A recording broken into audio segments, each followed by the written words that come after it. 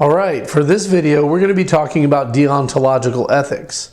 Deontological ethics are those ethical theories that judge the moral worth of an act based on the inherent duty or obligation of that act. In other words, deontological ethics believes that the universe is a moral place, and everything, we have the responsibility to do that which is moral, to understand the moral law, and to do that which is moral, and to avoid that which is not moral. So we're going to look at a couple of different theories that go into deontological ethics. We're going to look at intuitionism. We're also going to look at Kantian ethics. Okay, deontological ethics. Deontological ethics are ethical theories that judge the moral worth of an act based on one's duty or obligation. Ethical theories that judge the moral worth of an act based on one's duty or obligation. Basically, as we said before, deontological ethics looks at the universe as a moral place. There is a natural law. There are rights to be observed and to be guaranteed. Certain actions are really right or really wrong. They are really moral or really immoral. So the universe is a moral place. Now, the universe is kind of a strange place. It has all kinds of things that goes on in it. There are light beams, there's energy, there's gravity. Well, the deontological ethicist would say that in addition to all of those things, electromagnetism, strong and weak nuclear forces, background radiation, all of those things, in addition to all of those things, there's also morality. There is a moral aspect to the world that we live in. So our job as moral beings then is to determine what our duty is and what the moral law obligates us to do, this natural law, and then do it, follow through with it. That's all we got to do. We have to figure out what the moral law is and then follow it. Sounds simple, right? But therein lies a question. That demands the question of this. This is the question that demands. How do we know what the moral law is? How do we know what our duty is? How do we know what the moral law requires of us? I mean, that's the obvious question, right? If there is a moral law that is found in nature and that it can be discovered by any of us, then how do we go about figuring that out? And we will look at two versions of deontological ethics. They both agree that there is a moral law that's out there, but the way in which we find it is different depending on which one that you look at. So we're going to look at two different ones. The first one that we'll look at in this video is known as intuitionism. And the second one that we'll look at in the next video, which requires a little bit more in-depth discussion, is that one is known as Kantian ethics. So intuitionism and Kantian ethics. And the difference between them is this. The difference between them is how they answer the question of how do we know what the moral law requires. Intuitionism says that we discover our duty, we discover what the moral law requires of us through sensory perception. Just like the universe has light and we have eyes to see it, just like the universe has sound waves and we have ears to hear it, just like the universe has texture and we have hands with which to feel it, and so on, the universe is a moral place and we have a faculty that allows us to perceive it. The intuitionist would call this the intuition, or it also would call it maybe the conscience. But we'll look at that in just a moment. So the intuitionist says that we have a faculty of sensory perception that allows us to sense the moral nature of the universe. That's intuitionism. The second one is known as Kantian ethics. Kantian ethics were developed by the philosopher Immanuel Kant. And the basic distinction that he makes is this. He believes that there is a moral law that is found in nature that all of us can use reason to discover. The way that we figure out what that moral law is not through sensory perception, but rather through reason. We have to engage our rational faculty, and we have to then we can know what the moral law requires of us. And he has a specific process that we can work through to figure that out. We'll talk about that in the next video. But for now, what I want to talk about is intuitionism. Intuitionism. Intuitionism is the notion that our mind possesses a kind of sixth sense by which we can sense the moral nature of the universe. We can sense the moral nature of the universe. The universe is a moral place. And our minds possess the capability to sense the morality that is present in the universe around us. Just like the universe around us, as I said before, just like the universe around us has light in it, and we have eyes to sense that light, just like the universe in it has vibrations, and we have ears to pick up on those vibrations, to hear. Our mind also possesses an intuition whereby we can sense the moral nature of the universe. So we don't have 5 senses, we have 6 senses, according to the intuitionist. Now, the intuitionist believes that sensory perception is the way that we sense it. But herein lies a bit of a difficulty. Because if you think about the other forms of sensory perception that we have, let's take eyesight for an example. When you look at an object and your eyes see that object, the light from whatever light source it is, bounces off of that object. Some of it is absorbed, some of it is reflected back to your eyes. It enters your eyes then go through various processes by which to process that image, and your mind is able to perceive that image based on all of that whole process. Now, but here's the thing about sensory perception that we need to understand, that all the processes that take place when you sense something, none of them are rational in nature. None of them are rational in nature. When I look, so I'm looking at this camera in front of me right now, and I'm seeing this camera in front of me. And I don't have to think, I don't have to reason, I don't have to define a syllogism to know that that camera is there. I just simply see it, I perceive it, my eyes perceive it, it reports it to my mind takes for granted that my sensory perception is accurate, it's accurately reporting what is there, and I see the camera. There was at no point in that whole chain of events, in that chain of phenomena, at no point did it engage my rational faculty. It was all a sensory perception. Now, if we're saying that intuitionism, that morality is perceived through a sensory perception, then what we are also saying is that this is a non-rational process. In other words, it's sort of like a gut feeling.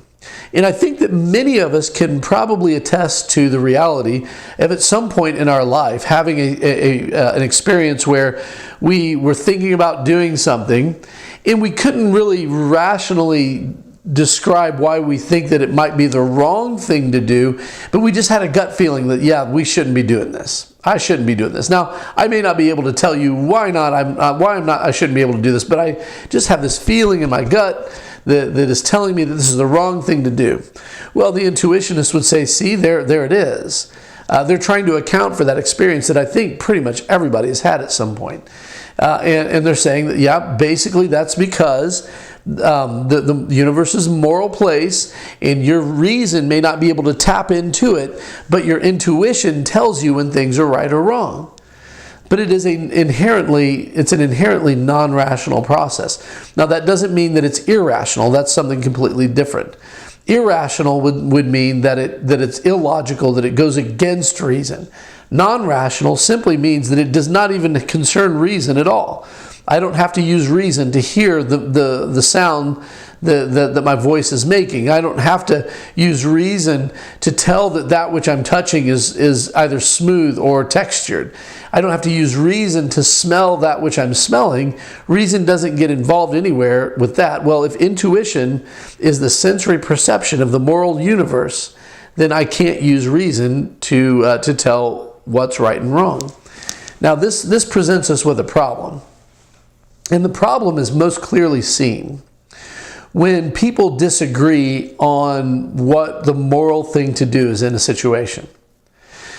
So, should I speed to get to work or not? Well, one person believes that in their heart of hearts that if I'm late to work again, I just can't stand being late to work, and therefore if I have to speed to get to work on time, I'm going to go ahead and do it, and I don't see any problem with that.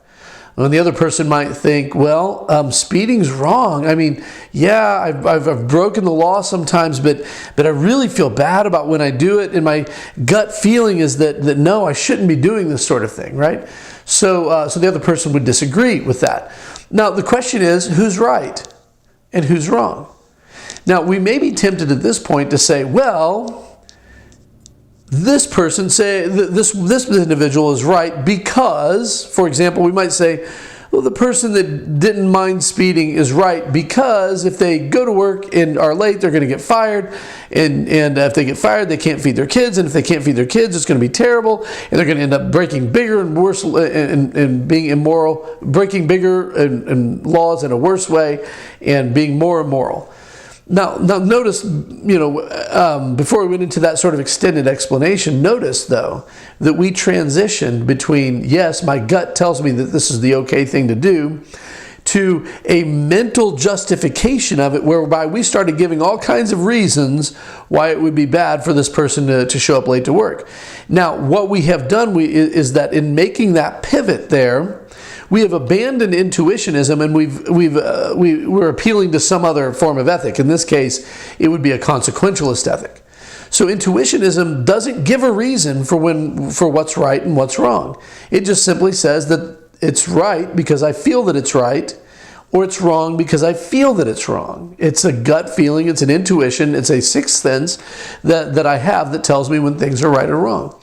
Now, the outworking that, the problem is here. When two people get into this disagreement, how do you tell which one's right? Because as soon as you start offering reasons why one person is right and not the other person, you have abandoned intuitionism and shown the deficit or the problem that intuitionism inherently has. And the problem with intuitionism is that when people disagree, how do we tell who's right? Now, we could say we could compare this to another faculty of sensory experience. For example, we could say, okay, look, think about how if two people are looking at the same object, and one of them sees it differently than the other, and we're not talking about just perspectival difference. We're talking about people are looking at a seeing eye chart. One of them sees an O, and one of them sees a Q. Who's right? Who's right in that situation? Is it an O or is it a Q? Is it a G or is it a 6? Which one is it? One person sees one thing, the other person sees the other. Well, the only way that we're going to be able to tell who's seeing it correctly is to be able to tell who has a problem with their eyes. And we have all kinds of tests that we can do that. Well, the same thing is going on if two people see things morally, if they see moral principles differently. Basically, if intuitionism is right, what that means is that one of them has got a messed up sensory perception. They're short-sighted, or they're far-sighted, or they're colorblind, or something like that. There's an anomaly with their intuition. But while we can perform some tests to tell which person has poor eyesight as opposed to the other, how do we perform a test to tell which person's intuition is working correctly? And the answer is really we can't. And so the best thing that we can do in the middle of a debate about who's right or who's wrong when it comes to morality from an intuitionist perspective is the best thing I can do is say, well, you call it like that, I call it like this. I think that if you go home and if you search your soul and if you think about it really hard for a while and you really get in touch with your feelings, I think that you'll understand that I'm right. I mean, what kind of argument is that? Because that's all we're appealing to is this sensory perception, this faculty of sensory perception. So that's intuitionism, and it's kind of a problematic thing, but it does seek problematic theory, but it does seek to try to account for the phenomenon where we have this gut feeling of whether something is either right or wrong. We don't know why it's either right or wrong. We can't use reason. We can't give you a reason why we think that way. It's just a gut instinct. And it tries to account for that phenomenon. But then again, it does so by sacrificing the ability of the mind to address the question of morality and ethics. So we cannot use reason. So anyway, that's intuitionism.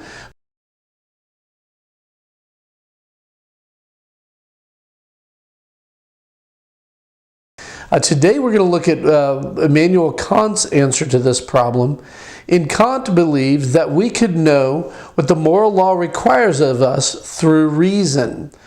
Basically, that we could use the reason that we have been gifted with, and that we could look into the world around us and find out what the moral law requires. Just by using pure reason. So, before we get into it, though, there is something that should be said about Immanuel Kant. Immanuel Kant was a brilliant guy, but he wasn't always the kind of person that made things easily understood. When you're reading Immanuel Kant, it is very, very dry reading. It kind of goes in circles and seemingly says the same thing 15 times in a row. But when you pay attention to the nuance of his writing, however, what you'll find out is that while he does tend to repeat himself, it's almost as if every time that he repeats himself, he adds a little bit of nuance to it. So that you see things from a little bit of a different perspective, in order that when you're finished going through these various cycles of him explaining things, you have a full-orbed view of what he wanted to tell you. Now, if you can hold on that long, and your attention span can last through all of that, then you're good to go. But if you can't, then Kant can be very dry reading for some people. Well, in order to get at what Kant believes, I want to start by just basically giving some definitions. Some words that he uses in very specific ways that mean very specific things related to his theory, so that when we put it together, we'll understand how this all works together. First of all, there's the notion of the moral law. He believed that the moral law was objective, that it was normative, that it was universal, and that it is absolute. It is objective, it is normative, it is universal, and it is absolute. Now, objective, we've already talked a little bit about what that means. Basically, this means that the moral law is found in the universe outside of us, in the real world. It's not a figment of our imagination. It's not an opinion expressed in our mind. It's not even an opinion expressed by society. It is in the world around us. Morality is all around us, and it kind of makes sense of all things. So it is objective. It exists outside of our minds. If there were no human beings on planet Earth, or anywhere in the universe for that matter, to recognize morality, morality would still be there, Kant believes. So it is objective. It exists outside of our mind. Well, the next thing that we see is about the definition is that the moral law is normative. Now, what he means by this is that the moral law, it obligates us to obey it. It doesn't say, obey this law if you want this consequence. It just simply says, look, this is what the moral law requires. Now go and do it. And it is incumbent upon all rational creatures, all rational beings for that matter, to obey the moral law. Now let me pause for just a moment and express this about Kant's theory. He makes much out of the notion of rational beings. Now, Kant himself is a Christian, and he believes that God exists. And so he believes that God himself is a rational being. He believes that angels might be rational beings as well, and demons, but human beings also fit into that category. But then there are lower animals that are not rational beings, and so the moral law really doesn't have a whole lot to say to them, because they can't access it like we can, because we have reason and we can access it. So it is normative, and for all moral creatures, the moral law demands obedience. It says, do this. There's no reason why. We don't ask why. We do what we're supposed to do. So for Kant, the moral law is normative, and it applies to everybody. It applies, and that's where he gets the notion. It's objective, normative, and universal. It applies to everyone, whether it's the 21st century American, or whether it's the 13th century Aborigine from Australia. The moral law applies to all rational beings of all times, all cultures, all languages, any who will ever exist. The moral law applies to them, every single one of them. So it's universal in scope. So what applies to us applies to people 100 years ago and so forth. Now, in saying this, Kant does not disagree that the moral leanings of particular cultures change. However, he believes that, the moral leanings of various cultures do not actually determine what's moral, and even entire cultures can do that which is immoral. So they can break the moral law, so to speak, but the moral law is the same for everybody, every rational being. So it's objective, it's normative, it's universal, it's also absolute. And I say that word, and I'll define it here in a second, but most people don't really feel what Kant means when he says that the moral law is absolute. The moral law, when we say that it's absolute, that means that it admits of no exceptions. There's no exceptions. The moral law is to be followed, period. And there are no exceptions. Now, I say that, but I don't think that you feel the weight of that. And so allow me to say this. Allow me to make this illustration. Let's say that I told you that 2 plus 2 equals 5. What would you say? Well, you likely would kind of chuckle and wonder if I'm kidding or not.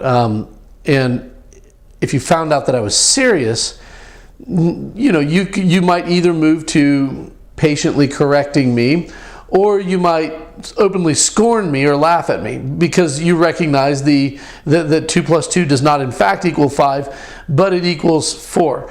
Now let's say that I said 2 plus 2 equals 5, and you're kind of snickering, and I'm like, what? What are you laughing about? And you're like, no, you're wrong. 2 plus 2 does not equal 5. 2 plus 2 equals 4. Where did you get that idea at?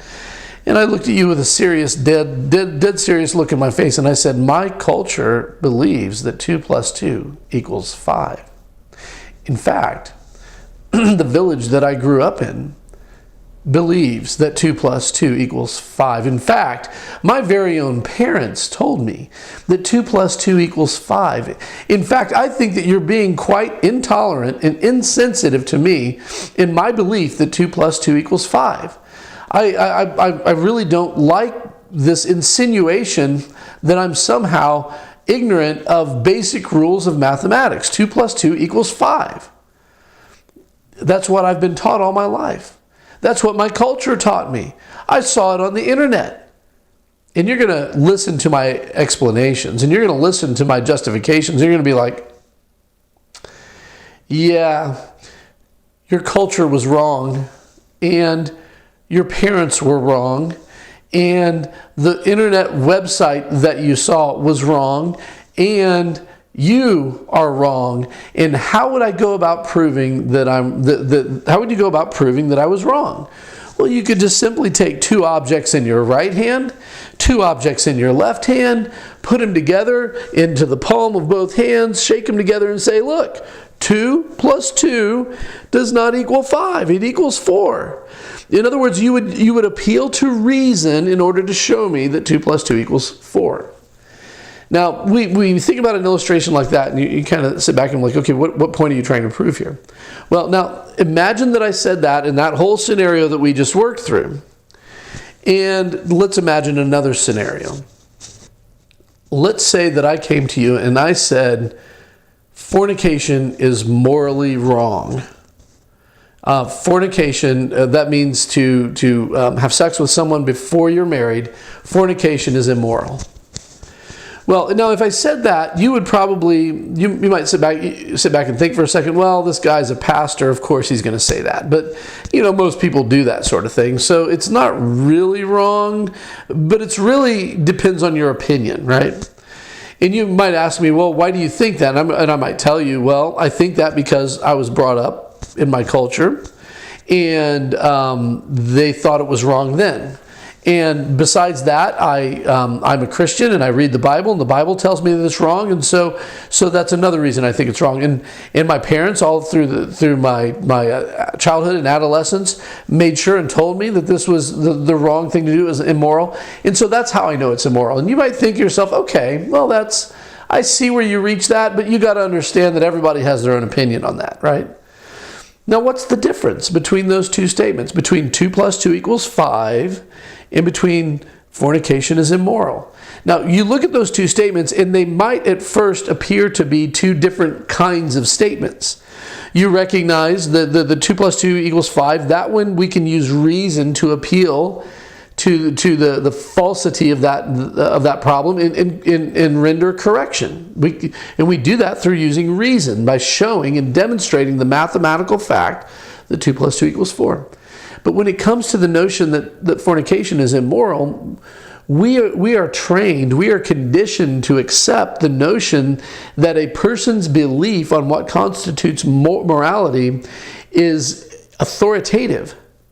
And it is a condition, it's a point of conditioning in Western civilization for the last several decades, that basically cultural relativism drives our morality. And so we are trained to think that way, and it's very difficult for us to step out of that training that we have received since we were a child and assert a moral absolute of any kind.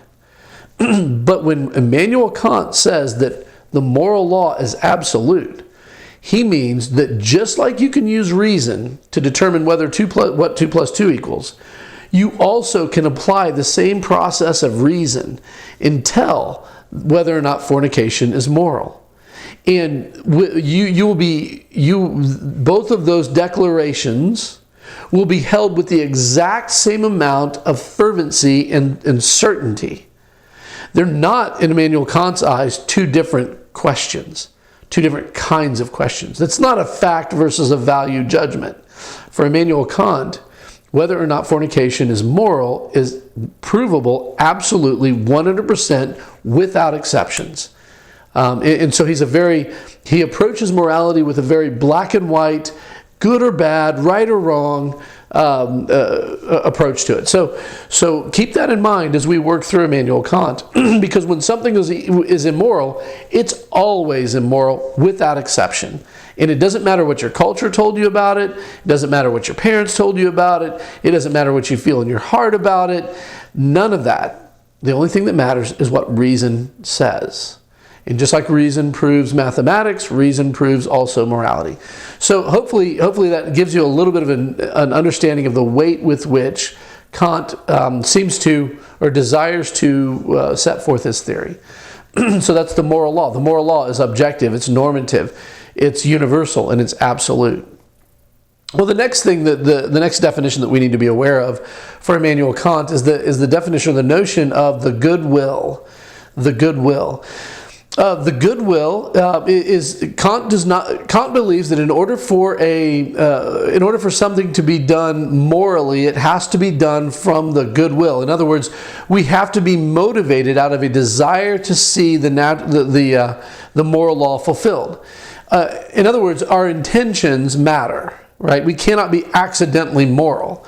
I mean, you can imagine a situation where a guy's running down the street and he snatches a purse from somebody's hand and he's running as fast as he can to get away from them and anybody else that might be chasing him, and he rounds a corner and without looking what's ahead, runs into somebody who at that moment happens to be mugging an older lady, right? So he runs into this other thief head on, crashes into the person, knocking him out cold, crashing to the ground, and we see people just sprawling over the middle of the road.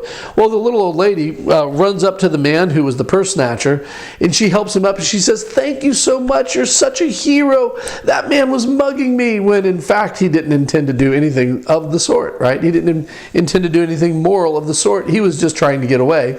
He just happened to accidentally be moral in the situation, right? Well, Kant believes, nope, you can't do that. You see the problem with that? You have to have good intentions going into the act that you're thinking about doing before you can ever have any claim to morality. So the goodwill, for Kant, the goodwill, the motive of action that seeks to obey the moral law, that's the only thing in our experience that is good in an unqualified way.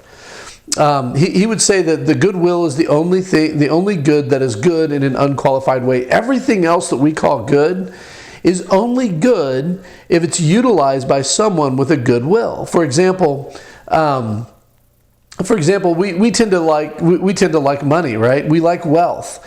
I like wealth. It makes life a little bit easier. You can pay the bills on time. You can have a little bit extra left over to do and get the things that you enjoy. But wealth in and of itself is not good or bad. It's sort of neutral, right?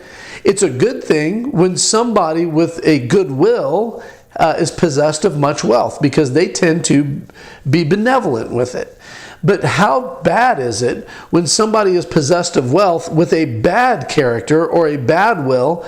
In fact, if you've got an evil genius over here who's a billionaire and an evil genius over here who's a pauper, which one is going to be able to be more evil or do more evil things or more damage? Well, the one with more money, right? So wealth in and of itself is not good in an unqualified way. It's only good if it's possessed and utilized by people of goodwill. That would be one example, and of course we could think of many others. Charisma. We tend to think of a person's ability to win friends and influence people and be very charismatic is a good thing. It helps you get a job interview. It helps you influence people to your side and so forth. But what happens when somebody is possessed of the virtue of charisma and yet they are not possessed of the virtue of a goodwill? Can we think of any evil geniuses of the past who have been very, very charismatic? I mean, you think about Adolf Hitler, who was so charismatic that he was able to persuade a nation to genocide. And how wicked was that, and how evil and terrible was that? Well, that was exactly what took place. That's exactly what happened when a person who was possessed of a virtue, a moral virtue, without being possessed of the goodwill. And charisma is only good in a qualified sense. Well, Immanuel Kant believes that the goodwill is the only thing that is good in an unqualified way. And here's what he believes about the goodwill. He believes that a person is acting from goodwill when he acts from duty, not in accordance with duty. A person is acting from goodwill when he acts from duty and not in accordance with duty. Now, let me explain what he's talking about there. When you realize that the moral law requires you to do something, there's one of three reactions that you can have. On the one hand, you can choose to ignore what the moral law says and do the exact opposite. In that case, you're breaking the moral law. You're not doing what the moral law obligates you to do. Well, Kant believes, look, that's immoral, and we all know that. So we're going to set that aside. And we're going to talk about the person who does what the moral law requires. Now, if a person does what the moral law requires, we tend to think that they're a good person, they're a moral person. But Kant says, wait a minute, not so fast. Because a person can obey the moral law in an outward way, and yet inwardly not be doing it from a motive that pays close attention to what the moral law requires. Let me give you an example. Let's say that I'm walking out of the building and I drop my wallet on the floor and I don't see it. And you're following behind me and you see the wallet fall down on the floor and it's laying there. Now, what does the moral law require you to do? What action does the moral law require you or anybody else to take? Well, you should return my wallet to me. That's just what the moral law would require, right? Well, let's say that you grab the wallet and you give it back to me. But the reason that you gave it back to me is because, hey, this is an ethics class. If I return the wallet to Professor Kip, he's going to give me extra credit because it was a very ethical thing to do, and I can show him that I'm learning things in ethics class, right? So you can pick up the wallet, you give it back, and voila, I'm supposed to give you extra credit. Well, think about what motivated you at that point. You were motivated not out of a concern of what the right thing to do was. You were motivated out of an inclination based on something that you might be able to gain for yourself. And because of that, you acted in accordance with the law, but you did not act from the law. In other words, you were doing what the law required, but not because the law required it. You were doing the right thing for the wrong reason. That's what Kant means when he says that in order to act from goodwill, You need to act from duty, not just in accordance with duty. From duty would mean that you have a respect for the moral law and what it requires, and that the primary motivating factor for you in doing what the law requires is that you want to do what the law requires. You know the law requires it, and you want to obey it. So that's what acting according to goodwill is. I mean, it's not hard at all to obey the moral law when the moral law happens to be what you want to do anyway. That's acting according to your own inclination. That is acting. It's what Immanuel Kant calls acting in accordance with duty. You did what duty requires, but you didn't do it for the right reason. So that's the difference between acting from duty and acting in accordance with duty. And for Immanuel Kant, an act is only moral if it is done with goodwill, if it is done from duty, with conscious deliberation on the moral law. That's when an action is moral. So that's the goodwill. The goodwill is when one acts from duty, not in accordance with duty. When one acts with the motive of obeying the moral law, and not just acting out of the motive of personal gain or their own inclination. The next definition that I want us to learn is that of maxim. Immanuel Kant uses this term, a maxim, to refer to a general moral principle that undergirds an action that you're considering doing. A maxim is a general moral principle that undergirds an action that you're considering doing. You see, Immanuel Kant believes that every moral action, or every action that we ever do, is based on a moral principle that we implicitly assume when we do that action. Now, we may not be able to explicitly tell you what that principle is. We may not have thought it through. But for example, if I'm trying to get to school and I'm late, and I stomp on the gas pedal so that I'm doing 20 miles an hour over the speed limit, I don't recommend that, by the way. But if I'm doing that, then basically, what's the action? Well, the action is I'm breaking the speed limit. What is the moral principle that I assume when I break the speed limit? Well, the moral principle that I assume when I break the speed limit is that it is moral to disobey the law. It is moral to disobey the law. I mean, that's what I'm doing, right? That's the maxim that I'm operating on whenever I break the speed limit to accomplish what I want. Now, I didn't say it was a good maxim. I just said that is the maxim. And Kant believes, so for the first step of finding out what the moral law demands, Kant believes that we have to distill the action that we're considering doing into a maxim. We've got to put it in the framework of a moral principle. And so the best way that I've found to do this, and Kant does not do this in his book, but in terms of a 100 level class to where we can really kind of apply, sort of learn how to apply these things here, I'm going to simplify it a little bit. So basically, consider the action, and then to create the maxim, there's a bit of a formula that I follow. Let's try this out. Let's say, for example, it comes to final exam time and you're thinking about cheating on the test. I don't advise that, by the way, particularly for an ethics class because, well, it is an ethics class. But let's say it comes to the end of the semester and you're about into the session and you're about ready to take the final exam and you haven't studied nearly as well as you wished you could have. And so in order to get a better grade, you're thinking about cheating on the test. Well, think about that for a second. And what would be the maxim, if you followed through on that action, what would be the moral principle that you assume when you did that action? Well, the moral principle that you would have assumed simply is that it is moral to cheat on a test. It is moral to cheat on a test. Okay, simple enough. Let's say, for example, that you're up late one night and you're watching TV, and all of a sudden, I don't know, Somebody comes on TV and starts talking about this charity. Maybe it's Sarah McLachlan, and she's got the little puppies across the screen, and she's telling you if you send your money in, that's going to help feed the little puppies, and it's going to help shelter the little puppies. And if you can just commit to just a little bit of money, that will go a long way in helping these puppies survive and be delivered from their terrible circumstances and get adopted and all this sort of thing. And so you're sitting there, it's late, and you're kind of tearing up over all these puppies that you see, and you say, you know what, I've got some extra money this month. I think I should give some money and send some money in to save the puppies. But wait a second, hold on just a minute. Before I do that, I need to ask myself, is this the moral thing to do? Okay, well, what would Immanuel Kant say?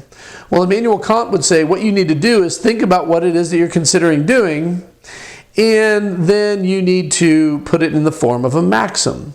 So let's say you're considering giving money to charity, and you say this. The maxim that I'd be operating on if I gave money to charity is this. It is moral to give to charity. It is moral to give to charity.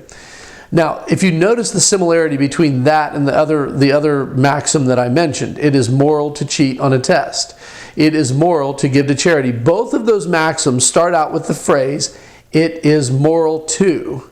right? And that's how you should start your maxim. It is moral to, because that is a way of showing that this is a moral principle that I believe that I am assuming that everybody should follow if I do this action. It is moral to ... That's how you frame it in the form of a moral principle. So the next thing I want you to see, so it is moral to cheat on a test, it is moral to give to charity. The next thing I want you to see with both of those maxims is that I have included two terms. In the case of it is moral to cheat on a test, the two terms that are included there are cheat and test. Cheat and test. It is moral to cheat on a test. Now the reason I include two terms is because Kant is going to ask us for logical consistency. He's going to see if there's any contradiction in the moral itself in order to judge whether the moral is good or whether it's bad. And so if you have two terms there, it's a lot easier to see. It's a lot easier to contrast or compare the two terms to see if there's a contradiction. So, like I said, it is moral to cheat on a test. You've got cheat and test. It is moral to give to charity. You've got give and charity. It starts out with the phrase, it is moral to, and then include two terms, cheat on a test, give to charity. Those terms should describe the action that you're doing or you're considering doing. So, with that in mind, let's talk about another definition. So we've got the maxim, and let's talk about another definition. And that is this, the categorical imperative. And this is where it comes down to trying to find out what the moral law requires. We're going to use all those definitions that we just learned. So if you need to learn them again, go back and look at them, look through your notes, try to do the reading and things like that. But go back and look at those things. Now we get into the categorical imperative. The categorical imperative is the notion, this is what Kant believes is moral or is not moral. This is what's going to determine what's moral and what's not moral. And the categorical imperative is basically a command of the moral law. It's a command of the moral law. We can contrast this with what Kant calls a hypothetical imperative. You know what an imperative is, right? An imperative is a command. It's something that we must do. If we talk an imperative statement, then it's a statement that makes a command. You know, an interrogative statement is one that asks a question. A declarative statement is one that just simply declares truth. Well, an imperative statement is one that gives a command. It says, do this or don't do that, right? Well, the hypothetical imperative is a command that hinges on a condition. It says, if you want this, then you must do that. All right, so if you want to stay out of trouble, then you must tell a lie. In other words, the hypothetical imperative is a consequentialist approach to ethics. It's saying if you want this consequence, then you will do this action, because this action brings about this consequence or this effect. This cause brings this effect. The hypothetical imperative is a conditional command that says if you want to accomplish this, then you must do that. By contrast, a categorical imperative is an unconditional command of the moral law that says, hey, look, do this or don't do that. No strings attached. The moral law just requires you to do this or don't do that. That's the categorical imperative. And for Kant, this is an important part to understand, because if you go looking on YouTube or somewhere like that, a lot of popular videos and things will get this wrong. For Kant, the categorical imperative is a moral law that directs all of our actions. It is a single principle. It is not a bunch of different principles. It's one principle that's formulated in several different ways, but all of those ways find their unity in one principle, the categorical imperative. It's not the categorical imperatives, plural. It's the categorical imperative. Now, as I mentioned, Kant formulates this several different ways. In fact, as some scholars have talked about, as many as 12 or 13 different ways. We're not going to talk about all those formulations. We're going to mention 3 of them, because I think that these 3 are different enough from one another that they will give you a different flavor for where Kant is going with this. But the categorical imperative is an unconditional command of the moral law whereby we can utilize this imperative and apply it to any situation and determine what the moral thing to do is in that situation, what the moral law requires of us. So that's the categorical imperative. Let's talk about the 3 formulations of the categorical imperative then. Formulation number 1, the principle of universalizability. Now that's a big word. But this is kind of a abstract concept. But formulation number 1, the principle of universalizability. And for the principle of universalizability, what Kant is saying is that your maxim, so remember, I'm considering this action. I am going to distill this action in the form of a maxim. In your maxim, the one that you're going to act on, this is what Kant says.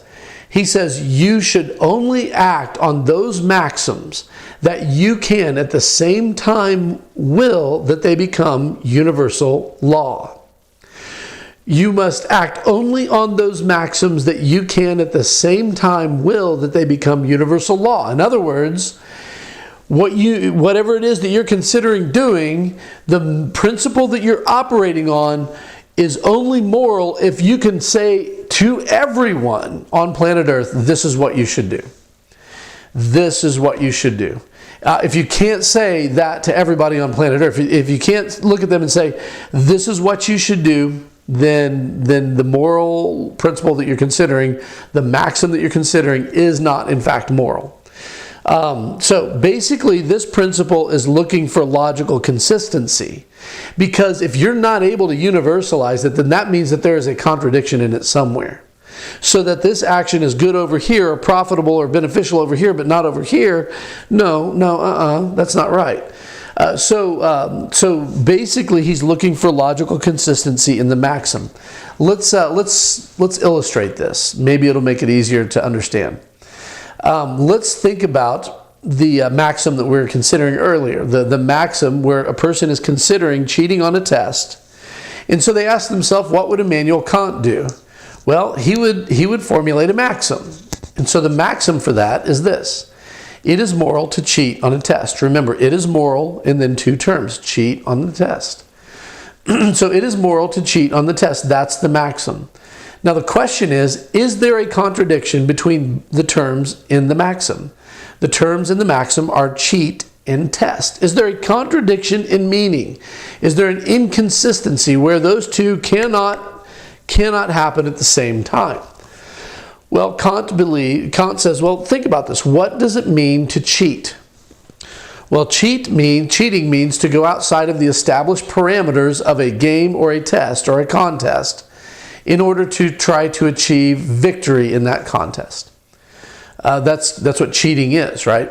Well, what is a test? Well, a test is a tool of evaluation to see how much you have learned in a given topic, a given body of knowledge. So is there a contradiction between those two terms? Well, think about that. Think about what happens if I gave a test and everybody cheated on it, or if anybody cheated on it. If you cheat on a test, is it any longer a test? Because a test is what? A test is an evaluation of what you know. But if you cheat on it, it's really not gauging what you actually know. So if you're cheating, then you're not actually taking a test. You can't cheat on a test, because the test then, once you have cheated on it, the test itself is invalidated. It's not an accurate measurement of what you know. It's not a good way to discover what you know or what you don't know. And so it no longer is a test. But if it is a test, then you're not cheating on it, because if it's actually a test and it's actually gauging what you actually know, it's because you're operating under the parameters of the test so that the instructor can gauge what you know or what you don't know. So you cannot possibly cheat on a test, because if you're cheating on it, then it's not a test. Everybody says, well, great. My ethics prof just told me I can't cheat on the test, so I'm going to go ahead and write down the answers and then check them off in the box. Well, here's the problem with that. If you're not taking the test that day, then I can't enter a grade for the test that day. So you get a 0, right? If you cheat, because you didn't actually take the test.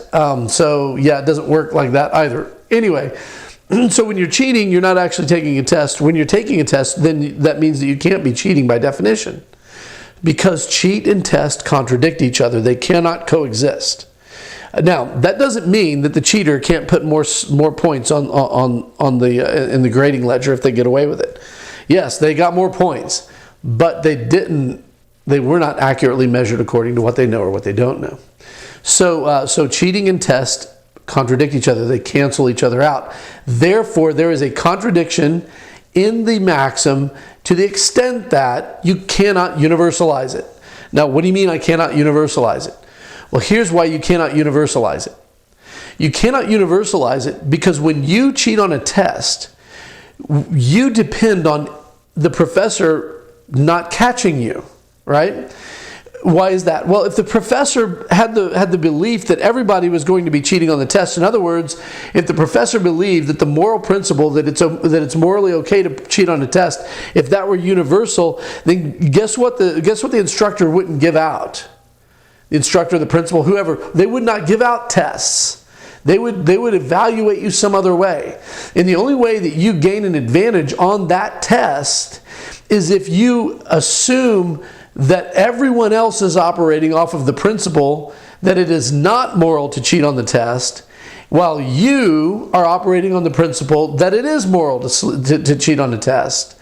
And that's the only way you gain the advantage, is if you will a different moral principle for everybody else than you do for yourself. So it cannot be universalized. You're operating off of a different maxim than you expect everybody else to operate off of. So that is the principle of universalizability. Now let's take that and apply it to our second action that we talked about, namely whether or not it was moral to give to charity. All right, so you see Sarah McLaughlin, she's going to feed the puppies, and you're asking yourself, is it moral to give to charity to help feed these puppies? And you say, well, what would the maxim be? And the maxim would simply be, it is moral to give to charity. But is it? Well, what are the two terms that we're isolating in the maxim? There's give, and then there's charity. Is there a contradiction between giving and charity? Well, the answer to that is clearly not, right? Because giving and charity, while they may not mean exactly the same thing, certainly are very close in meaning. They such that you can do one and do the other. There's no contradiction. Furthermore, if you willed the maxim to be universalized, it is moral to give to charity, everybody could follow that. And there's no contradiction there. It can be universalized. In fact, the world might be a better place. It might actually result in good consequences, even though that's not what Kant is looking for.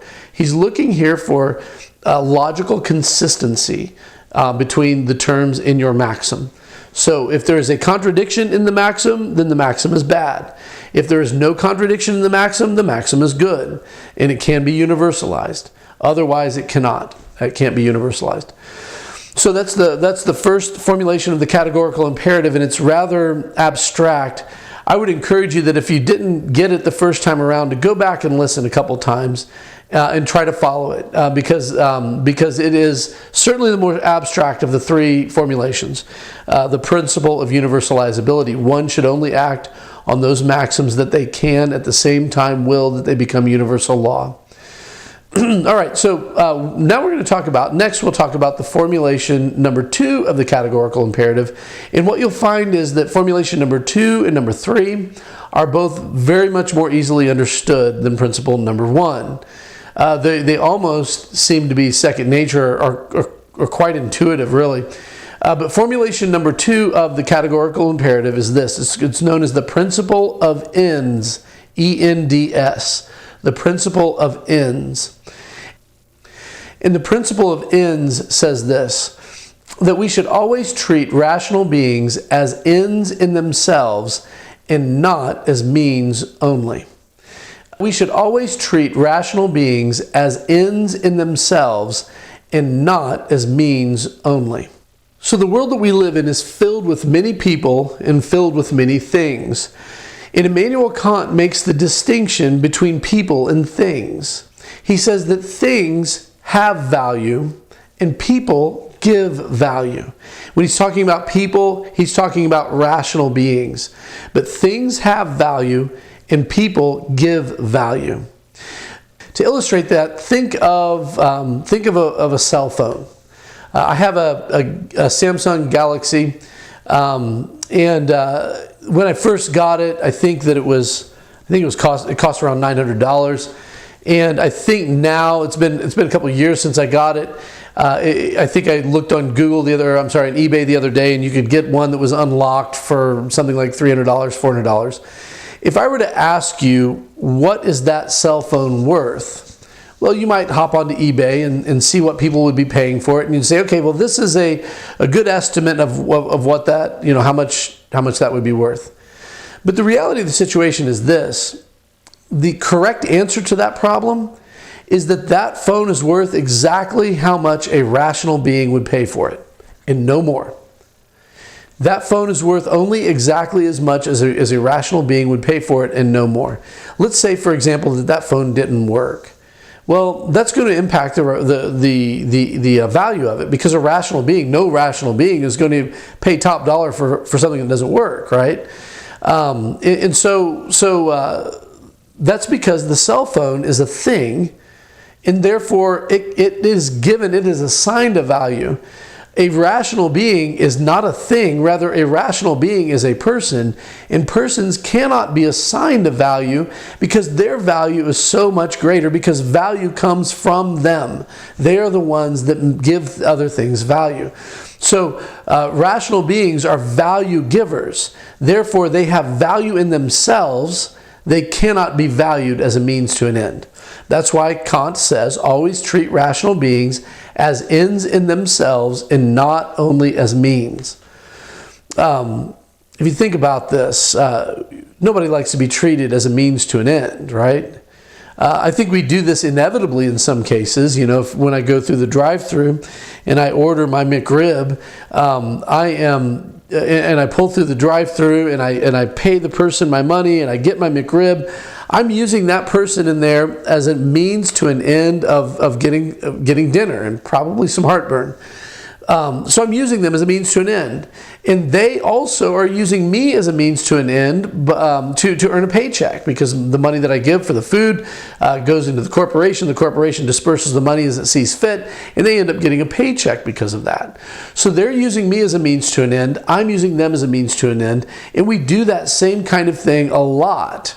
But Kant doesn't deny that happens, he doesn't say never use somebody as a means to an end. Basically what he's saying is, as you are using a person as a means to an end, you need to respect their dignity and the integrity of their humanity as a rational being, and treat them with the respect that a rational being is due. Don't just treat them like an object. Don't just treat them like something to be used and then discarded, because that would be an immoral thing to do. Now, I think that kind of seems intuitive, because I think at some point in our life, we all have had an experience where we felt like somebody used us for something.